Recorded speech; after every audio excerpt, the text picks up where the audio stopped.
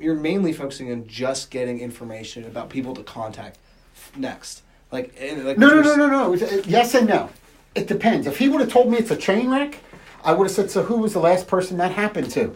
Oh, it was John. What happened to John? And he may know. I mean, I've gone into situations where they've gone, oh, yeah, it was John. And this is what happened. And I got to ask, how did you find out about it? I mean, I want to bring this pain back up in his face and make it uncomfortable. And I'm going to go all the way back to birth. So tell me, when it happened to John, what happened? When was the first time it happened to John? Oh, 2 years ago. Is that the only time? Oh, no, it happens every 6 months. Does it happen with anybody else but John? Oh, no, it happens to 3 other people. What other 3 people? Bang, bang, bang. See what I'm doing? Now, when it happened to John the last time, because I want the freshest memory, was 3 months ago. Great. What happened? Well, he downloaded a game, and he opened it, and it locked 3 of our computers. Whatever bullshit story it is. And I go paint through. So I got to ask, when it happened, what did he do? He went home. He didn't even tell us. Wow, really? Yeah. I got to ask, is he a really good employee? I mean, I have seen it at work. I mean, I had 80 sales reps. I'd have IT call me and go, we just had one of your employees download a virus.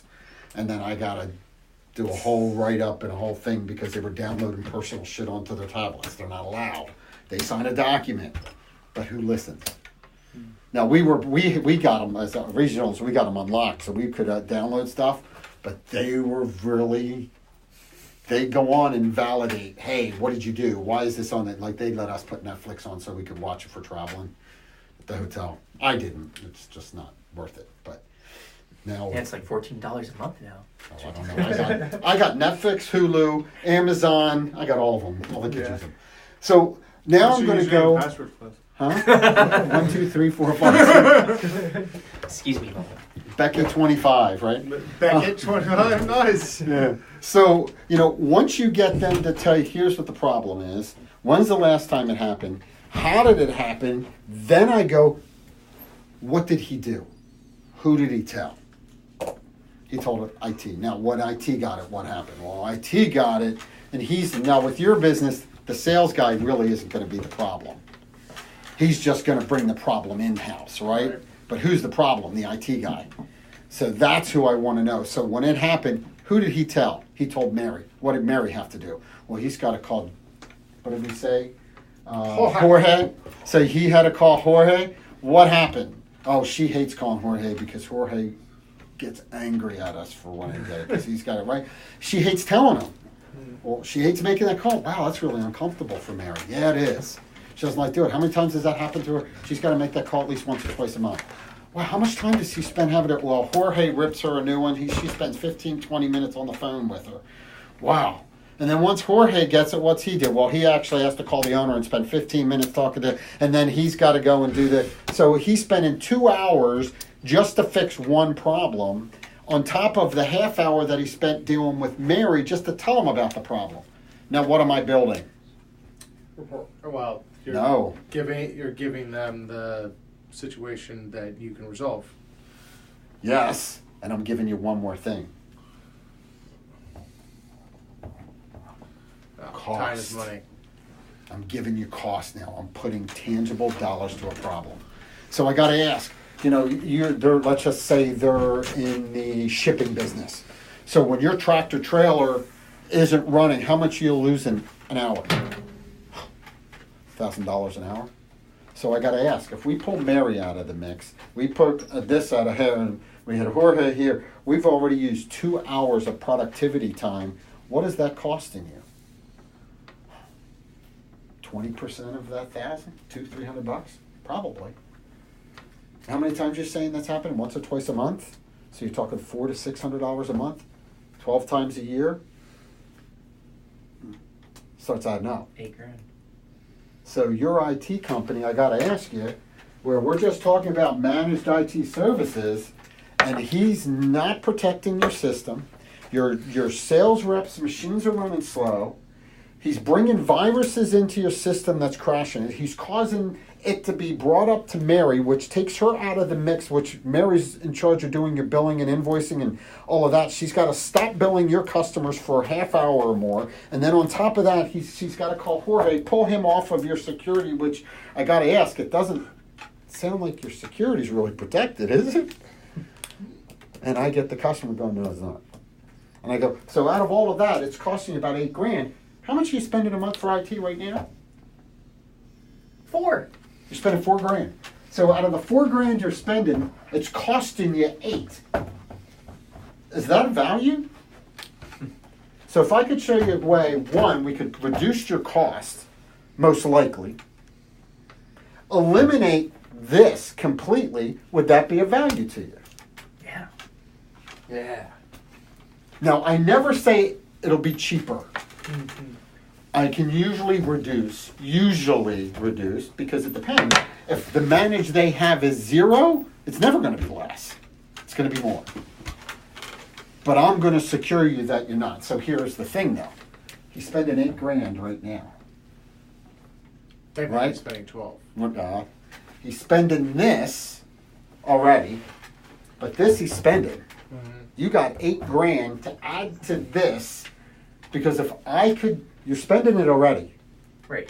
So, but if I could eliminate it from happening, Yeah. You're still saving and you're money. still, and that's where I'm going. I'm getting him to commit. I don't care if I spend this or not, because if it eliminates these guys from having to deal with that shutdown, it's worth $8,000, because you're spending it to not fix the problem. Are you willing to spend it if it would? I got to ask, would it be worth the $8,000 if you didn't have the problem? Yes. Well, then I got to ask, what do we got? What do we got to do to make that happen? Make some changes. Yeah, I agree with you. And then I move to the next question. So I've painted the problem. I've figured out who it affected. I've given what the cost. And then I've gotten a close or a commitment that he's willing to see what solution we can come up with. I haven't told him what it is. Yeah. Haven't even told him the price, but I've gotten a commitment in my head that we can spend 8 plus 4. Yeah. And I probably could even spend more depending on how much pain he's got. Then I go to the next question. So now I start talking about cybersecurity, because it actually fell right into the questions we were talking about, wasn't it? Because the guy brought a virus in. So now I'm going to talk about cybersecurity. What system are you using today? Which I would have already known because I would have asked it up here. But I'm going to bring and I'm going to still go to this. I don't skip a question. Now, if you look at the second page of this, I have, you'll see there's morale, productivity, company security. I go down the list. And if a customer says, my X is perfect, I just go to the next question. But now I start asking the next question, and it brings in productivity, that there's a problem. Mm-hmm. I will then go back to productivity and start talking about it. And here's what's really neat. Where we were talking about, you said there wasn't any issues, John, and perfect. When we do a tour of your facility, because remember I take the floor plan and I'm going to walk around and find all the machines, I'm going to go, hey, how you doing? My name's Robert. Hi, I'm Chris. Chris, oh, you're not John. And I'm going to walk around until I find John. Even though he may not even, you know what I mean? I'm going to find him. Now, 9 times out of 10, they're going to introduce me to him. And then I'm going to, hey, John, you know, I was talking to Bill, and he was saying that you had, how do you like these tablets? They're light as can be. They're really awesome. What do you think about them? I mean, they're good, but they're not all that fast. Oh, really? They What's last fast? forever. Because isn't relevant. We got to figure out what's relevant. What does fast mean to him? Especially for you guys, you want to know, is it just he's trying to open up 60 things? It's not going to be fast. Right. Is it not fast because he's running cellular instead of being on network? You got to ask all of those questions. That's the stuff we got to figure out. What are going to be all those trigger points? Well, it's only so when I'm out of the office. Okay, so when you're on his network, it's golden. Perfect. Great. So out in the field's where the problem. Where in the field are you? Oh, well, I'm in Front Royal. No, well, no, you know what? I'm in is it Romney? Out 50, right? Rome. Is it Romney? I don't know yet. Oh, it's way out.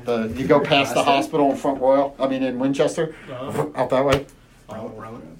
Rome or Romney. I think it's Romney. Romney, right? Yeah, so it's way out there. There is nothing. I mean, it's bupkis. I didn't even know that existed. So Yep. yeah. So you're out there, and well, so what are you trying to connect to? I want to know what software he's using, because maybe you could help with a solution that maybe he did. Again, the more things we can help solve that aren't even related to what we're selling, we're now a resource. We become so drilled into his network that he can't allow somebody else to come in. Because if you're helping them with printers, computers, software, network, the software that's on it, the network that you're using, and you can start pulling all of these extras. Now, you may not even deal with them, but you're able to go, hey, you want to do this. You want to use this product. And it solves that problem for you. You become their resource. They're never going to have somebody else walk in the door and take you away. Because that's the part of this. I am taking anybody that's in the building away doing this program. Here's what's really neat. When we're done, this becomes his customer service portal. So when you guys are out in the field and you go every month or you go out every 6 months, whatever, when you do a visit, you're going to do a reverse one of these.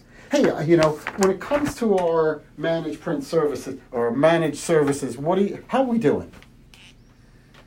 Do you think the speed's where it should be? Are we having any issues with product? I'm asking the exact same questions because if I catch it before somebody else walks in the door, now what I'm being proactive to solve problems before somebody else figures them out. So it's actually two parts. So when we're done, we're actually going to have a customer service portal piece to be able to drill back on to keep our customers. Because getting them as the hunter, our only way we can keep them is retention. So we got to have the hunters grab them and then have the retention keep them.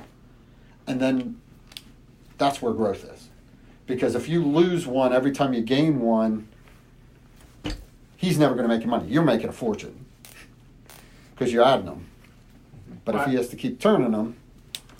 Well, actually, my commission is recurring, so I'm. Oh, you even lose it. Yeah, I would lose that money too. Okay. Make sense?